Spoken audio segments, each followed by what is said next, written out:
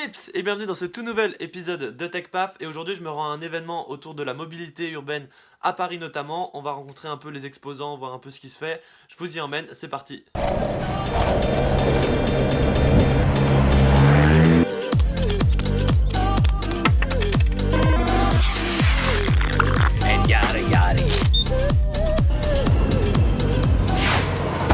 TechPaf numéro 19. Direction la Villette.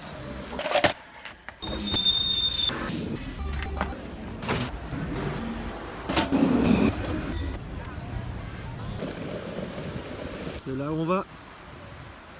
Quelque chose me dit qu'on se rapproche. Je sens que ça va être très sympa là. Il n'y a pas foule du tout, hein. Ça sent la fin du salon. Alors le concept de Autonomie Paris en fait c'est de rassembler tous les acteurs de la mobilité urbaine à un même endroit et de partager sur le futur du transport, notamment à Paris puisque le salon est à Paris, mais de façon aussi plus globale. Donc j'ai regardé un peu plus en détail leur fascicule. En fait il y a 5 moteurs qui vont propulser le transport de demain. Tout d'abord les données de masse qui sont très liées je pense aux objets qui sont connectés. C'est ce qui permet par exemple aux compagnies de trottinettes électriques comme Lime ou Bird de savoir la batterie, la localisation de leur véhicule. La mobilité active, donc tout ce qui est utilisation de vélo, skate, overboard, trottinette, etc. C'est ce qui est considéré comme la mobilité la plus durable en réalité et la moins polluante. C'est celle qui résout en fait finalement le plus les problèmes de pollution dans les villes. Ça Cyclofix, je voulais faire une vidéo là-dessus, c'est en fait de la réparation de vélos à domicile. Si je dis pas de bêtises, donc en fait on book le lieu où on veut se faire réparer son vélo et il y a un gars qui vient avec un Cyclofix vélo et qui vient réparer notre vélo.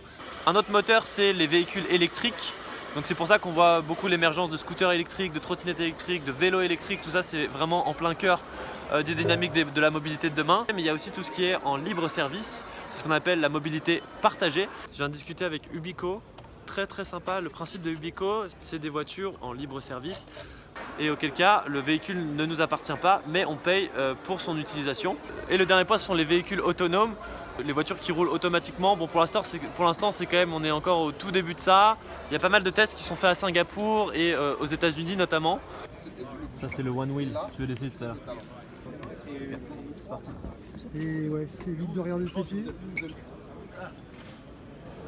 C'est très sympa le One Wheel, il y a vraiment des sensations de glisse similaires à celles d'un snowboard, d'un longboard. Enfin, c'est très sympa et ça va très vite. Ça vaut juste 2000 €, donc c'est pas clairement pas dans mon budget, mais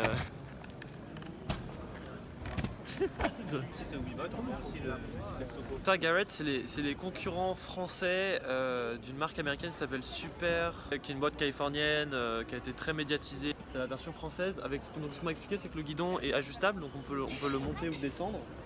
Un truc très sympa aussi, il y a une boîte de vitesse comme sur un vélo normal. Ce qui n'est pas le cas sur le modèle américain et ça paraît logique parce qu'il faut aussi que ça redevienne un vélo par moment. Quand on n'a plus de batterie par exemple, on peut toujours s'en servir. Là, on a plutôt essayé les trottinettes, les one wheel, etc.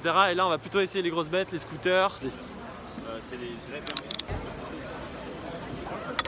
Là je suis en train de tester New, c'est le moteur chinois. Wow, c'est rapide. On va le rattraper le City Scoot. On te rattrape. Ah. Ah.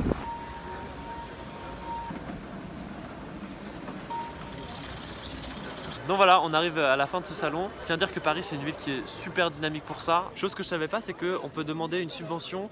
On peut se faire subventionner son scooter, son scooter électrique bien sûr, à la hauteur de 1500 €.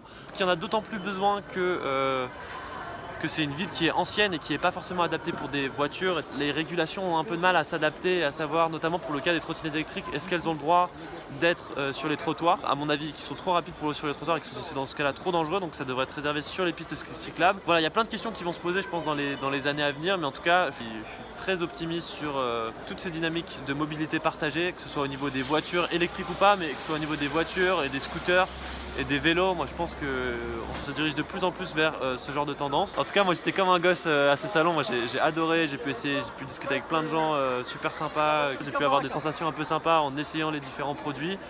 Et je reviendrai l'année prochaine s'ils le refont. Voilà les pips, j'espère que cet épisode vous aura plu et je vous dis à demain pour un nouvel épisode. Ciao.